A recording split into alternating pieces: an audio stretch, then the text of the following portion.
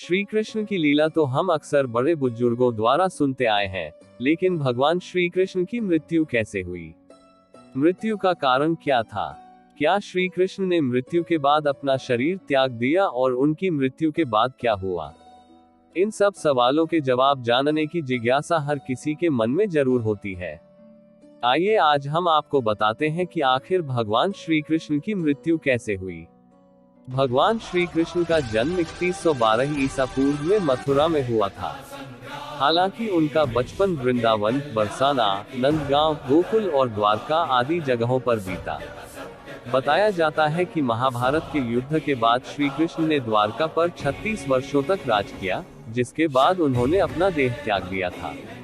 उस समय उनकी आयु 125 वर्ष थी।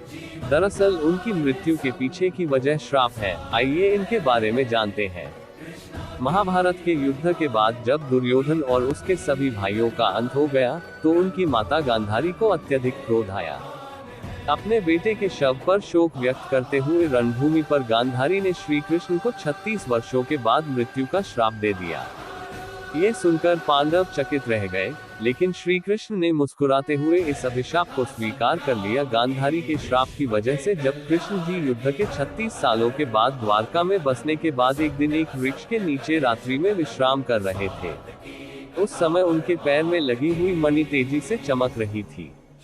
उस चमकती मणि को देखकर एक शिकारी, जिसका नाम जरा था, उस समय शिकारी ने श्री कृष्ण के पैरों को देखकर यह अनुमान लगाया कि वह कोई हिरण है, समझकर विषयुक्त बाण चला दिया, जो उनके पैर के तलवे में जाकर लगा और भगवान श्री कृष्ण ने इसी को बहाना बनाकर देह त्याग दी। लेकिन ये भी उनकी एक लीला ही थी। श्री कृष्ण ने वहीं पर देह त्यागने का निर्णय लिया। श्री कृष्ण के मानव शरीर त्याग करने के बाद जब पांडवों ने उनका अंतिम संस्कार किया, तो उनका दिल धड़क रहा था। पांडवों ने उनके हृदय को समुद्र में प्रवाहित किया। कहा जाता है कि जल में प्रवाहित श्री कृष्ण के हृदय ने एक लट्ठे का रूप ले लिया और पानी में बहते बहते उड़ीसा के समुद्र तट पर पहुंच गया। उसी रात वहां के राजा इंद्रद्युम्न को श्री कृष्ण ने सपने में दर्शन दिए और कहा कि वह एक लठ के रूप में समुद्र तट पर स्थित है। सुबह जागते ही राजा इंद्रद्युम्न भगवान श्री कृष्ण की बताई हुई जगह पर पहुंचे। इसके बाद उन्होंने लठ को प्रणाम किया और उसे अपने साथ ले आए। इस लट्ठे से ही भगवान जगन्नाथ, बलभद्र और सुभद्रा जी की मूर्ति का निर्माण विश्वकर्मा जी ने किया था। भगवान श्री जगन्नाथ की मूर्ति नीम की लकड़ी से बनाई जाती है और हर 15 और 19 साल के बाद इसे बदल दिया जाता है। इसे नवकलेवर और पुनर्जन्म के नाम से भी जाना जाता है। जब भी यह रस्म निभाई जाती है, उस समय पूरे शहर की बिजली काट दी जाती है।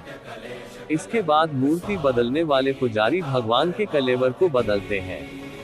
इस समय पुजारी की आंखों पर पट्टी बांध दी जाती है और हाथों में कपड़े लपेट दिए जाते हैं।